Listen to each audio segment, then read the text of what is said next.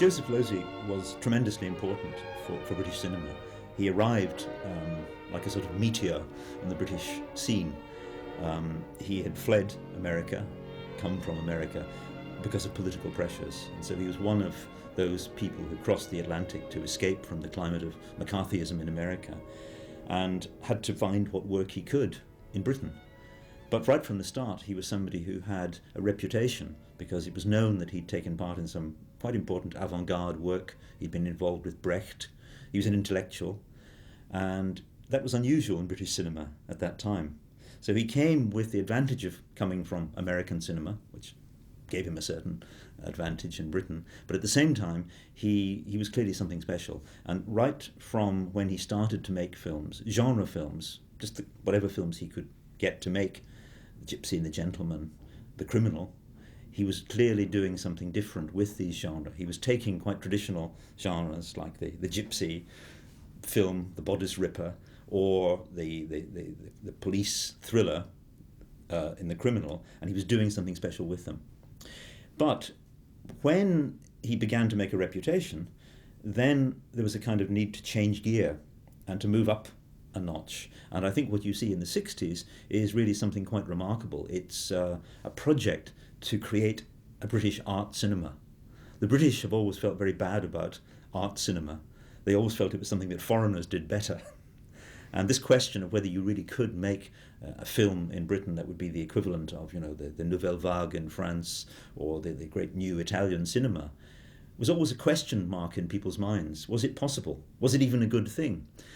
The partnership that Joseph Losey formed, particularly with Harold Pinter as the writer, and the three great films they made together, really is the best single argument for an English art cinema. Harold Pinter was a rising playwright. He had been an actor, and he had begun to really distinguish himself writing this very new kind of play, which is full of menace and not at all pretentious, set in very realistic settings, but somehow the use of ordinary language, very carefully spaced and delivered with great precision, became a whole new dramatic tool.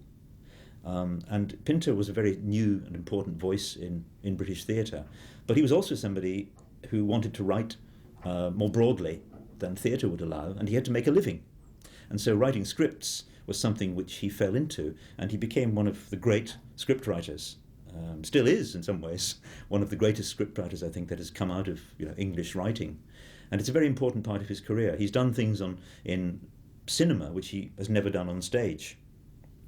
And it's something he feels quite proud of, I know, having talked to him about it. He's even written screenplays which have not been filmed and have been published as pieces of literature. So the partnership he formed with Joseph Losey moves from The Servant through Accident to The Go-Between.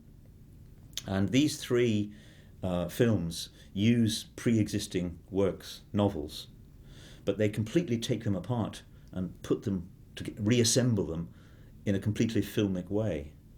And so they're really works that in many ways are more intense, more carefully worked almost than the original novels. They almost improve on their source material. I don't think people would be so interested in Maughm's novel, The Servant, if it weren't for the film, The Servant, which really is a major creation in its own right. And the same is true for Accident, Nicholas Mosley's novel. Again, the film is at least as important as the novel, maybe more important. And the same is true for the Go-Between, which is a considerable novel, but in Losey and Pinter's hands, it becomes really an extraordinary work of art. And I think as time has passed, we've come to realise that this really was a high point, a sort of plateau in British filmmaking. Perhaps it's important just to set the scene a little bit in the 1960s, at the beginning of the 60s, because everything is changing in British cinema at this time. Everything is changing in world cinema. The new cinemas of Italy and of France were creating a revolution in the world of cinema. It was a very exciting time. People were going to festivals and seeing films by Antonioni, by Godard, by Truffaut, and they were getting very, very excited by these. And it was also a time when filmmakers were moving around much more than they had done in the past. So, for instance, filmmakers were coming from Eastern Europe, having made their first and second film in Eastern Europe, would come to Western Europe. And so, for instance, someone like Polanski would come to Britain.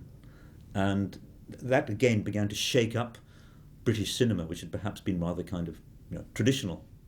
Uh, Dick Lester, who came from North America, came to Britain, and if Dick Lester hadn't come in with his experience in television and his very eclectic approach to filmmaking, well, the Beatles would not have appeared the same on screen. So you have a situation where a film like Help, the Beatles' first film, is a kind of avant-garde film because it's made by a foreign director who has brought a whole new approach to it. It's a different world from the way that the Cliff Richard films were handled back in the late 50s and 60s, early 60s.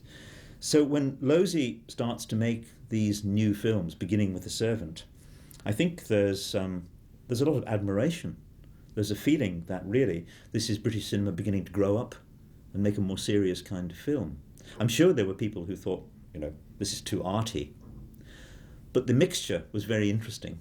The mixture of elements in the film was extremely interesting because you had Dirk Bogarde, who of course had been a great matinee idol. He was somebody who had been groomed by the Rank organisation to be, a dashing, handsome male star. And he was tired of playing those parts. He desperately wanted to do something more serious. And so he was very much looking for new roles, new directions he could go in as an actor. And that led him, first of all, to Losey, and then, of course, it would lead him to Visconti and to a whole range of other filmmakers. So again, we can see The Servant as a really crucial moment when this very, very famous actor really moves in a whole new direction. And people were mesmerised by it. They were fascinated. This is a very daring part for someone who has only been a matinee idol. Imagine, for instance, if Rock Hunter had played a part like that.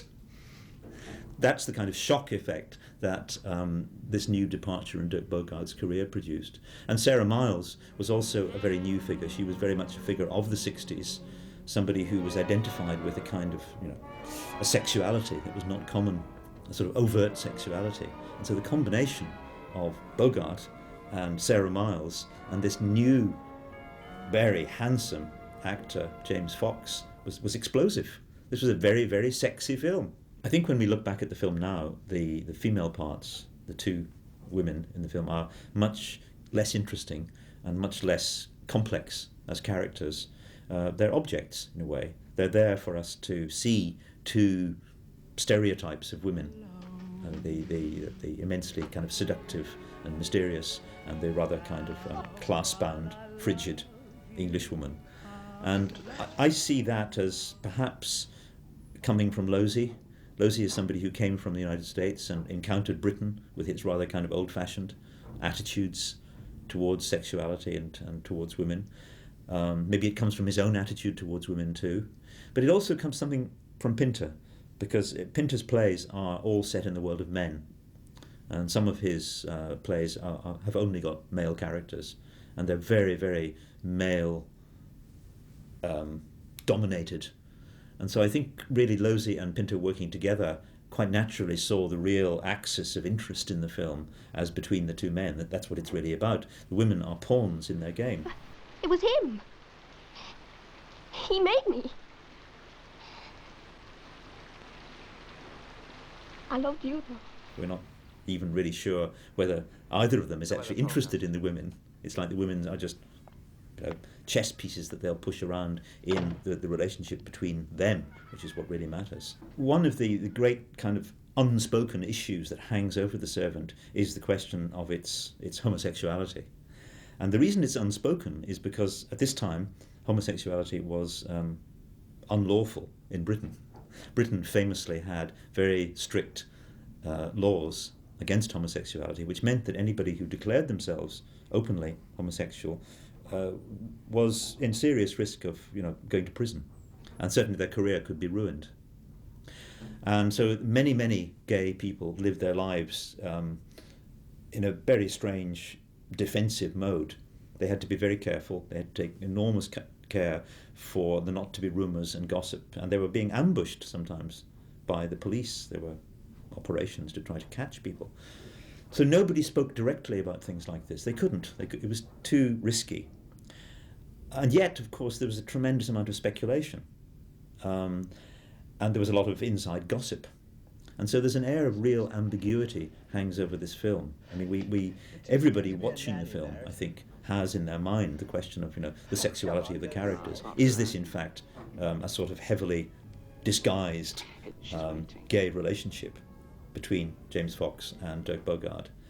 And the fact that it's not presented as a gay relationship, but in fact is presented as a very open and daring set of heterosexual liaisons, all the seductions that take place, and the orgy, which is the climax of the film, that makes it very much a part of the European cinema of the early 1960s. A lot of films ended up with this kind of great heaving mass of overt sexuality. It was one of the kind of things you could suddenly do in cinema. And I see that as the most dated part of the film. That really connects it with an Antonioni. It's like the end of La Notte or something like that. But actually, in the British context, the really daring thing was to flirt with, to imply, to hint at different kinds of sexuality within the film. And I think the great thing about the film that really makes it a classic is that it's not simply a gay film disguised. It's actually a film about multiple identities. It's a film about different sexual identities existing within the same people, the same person. And that has become more and more interesting as we look back at the film, I think. And Joseph Losey, of course, would go on to explore an increasing range of sexually ambiguous situations in his later films. It's a very, very complex piece of mise en scène, because in one sense it almost is like a stage play. I don't mean it feels like we're watching something on the stage, but it has the precision of a stage play, and particularly of the kind of play that Pinter was already producing, which are film. Pinter's plays consist of these very sparse situations where the relationship between two characters is something so intense you can almost feel it. And there's tremendous relationship of power and dominance in all of Pinter's plays. One character is trying to impose his will on another character. So some of that sense that you almost feel there are dotted lines going between the characters, some of that I think comes from Pinter. Some of it also, of course, comes from the way that Losey works with his director of photography. This is one of the most gloriously photographed films by Douglas Slocum, one of the great British directors of cinematography, who had made already some quite extraordinary films. I mean, Douglas Slocum was famous for this very intense black and white cinematography. He'd done it in films like Mandy, for instance, marvelously photographed film. He would also film Huston's Freud, The Secret Passion, which is again an extraordinary film, trying to explore the sort of inner world again through black and white cinematography. So I think every shot and every sequence is composed to work around the basic idea of the film, which is of course this seesaw, this swinging balance, as Barrett, the Dirk Bogarde character, reels in his master and begins to swing the balance. But it's not a simple struggle between them. It's much more complex than that, because it's really about the kind of almost not exactly an exchange of identity, but rather an exchange of power between them. One has to take the power from the other. Leave me alone, for Pete's sake. Now look, Barrett, don't you forget your place. You're nothing but a servant in this house. A servant? I'm nobody's servant. Who furnished the old place for you? Who painted it for you? Who does the cooking? Who washes your pants? Who cleans the bathhouse after you? I do! Around the old bloody place, so what do I get out of it? Nothing! It, of course, leads on to what people talked about a great deal at the time. Is this a film about, the changing social condition of Britain? I think the way the film was seen at the time was it was really about the working class, let's say, saying, we've had enough of the upper class, telling us what to do, and we're going to take back some of the power that they've exercised over us. A lot of people saw it in 1962 as a very direct comment on the changing class structure of Britain. This was a time, for instance, when youngsters like the Beatles were rejecting the kind of authority which had been traditional in Britain. There's a famous scene in their film Help where they make fun of an old gentleman in the railway carriage, and they just make fun of him, and he says, I fought the war for people like you, and they just don't care. And that's a very important defining moment in the whole evolution of a less class-bound Britain. Now, The Servant, I think, does that first. The Servant comes before that, and really what it's pointing at, I suppose, is the kind of bankruptcy of the class that the James Fox character belongs to. These are people who have no function. They don't know where they're going. They're rootless. And there are others coming up who do have a sense that they want to have some of that power. They want to actually, take some of that power. This is a theme which a lot of British films would go on to explore, and I think we can see The Servant at the beginning of the decade as opening up a whole new, rich terrain, which would become one of the great themes of British cinema in the 60s and the 70s. The most obvious example, following up on that, of course, is another film that James Fox appears in, Performance, the film by Nick Roeg and Donald Cammell.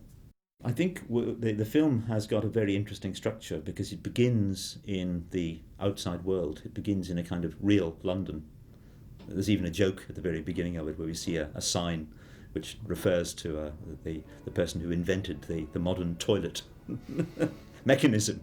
It's a little joke, but we begin in a very real world, and then we move into a world which is increasingly bounded by the house. And it's a movement which I think is also something that you see in a film like L'Avventura. And I'm absolutely convinced that Losey had his eye fixed on these dramatic new kinds of filmmaking that were coming from Italy especially, because that evolution from a real world to a world which is eventually a kind of almost completely psychological world is the same pattern that we see in The Servant. And as the film progresses, the world becomes more hermetic, and we lose a sense of space and time, well, certainly of time, and the house becomes a kind of metaphor for the relationship, and so all the elements of decor in the house. And we shouldn't forget that this is also a film designed by Richard MacDonald, the great production designer who would work with Losey on all his major films, and so they're working very, very closely together. The production design is really an integral part of the way the film is constructed to focus us in on the disintegration of one character and the ever-growing power of the other character. And so there's a kind of relationship between the mental, the psychological plot and the physical plot. As the house becomes more Barrett's creation, so Tony becomes Barrett's creation psychologically. It's a very interesting film in the way that it finds a kind of architectural structure to develop its psychological theme. This is what makes it, I think, so satisfying in many ways as a piece of filmmaking. It's very rare that you get this kind of perfect fusion between the script, the cinematography, and the production design. They're all achieving the same result. Well, I think that critics were very impressed by the film. I mean, the film had an undeniable power. And I think that there were those, of course, who saw it as morally questionable because they felt that really, they understood the message of the film. And if you do see the film as a kind of indictment of, a class that has ceased to function properly, then, of course, it's a pretty bleak message. And I think there were people who were prepared to say, well, we always knew that Joseph Losey was on the left, that he was a communist, and here we have a communist portrayal of the collapse of bourgeois society. And so it is open to that kind of reading, that it is a kind of critique of, the wealthy classes who need to be pushed aside by the rising energy of the working class. But there's a big problem with understanding it that way, because Barrett, the Dirk Bogarde character, is not a simple member of the working class at all. He's a very sinister character, and there's something quite demonic about him. He seems to have a power, an energy, which is not simply that of being a working class person. He's very much into mind games. He's very subtle, he's very clever, and he belongs to a curious class, a class that, of course, people hadn't been thinking about for a long time. He's a servant. The title of the film is The Servant. Now, this was a period when most people in Britain had never seen a servant. Servants were not common. They belonged to the past. So here we have a figure coming from the past, a figure that we associate with, the Edwardian period or something like that, suddenly into the modern world. And that gives it a slightly kind of different inflection. I see it as a kind of Mephistopheles' Faust subject as well. So I think that although people did see it as a Marxist film, some people did, I think it was also possible to read it as a kind of reworking of the old Mephistopheles Faust theme in a very new setting.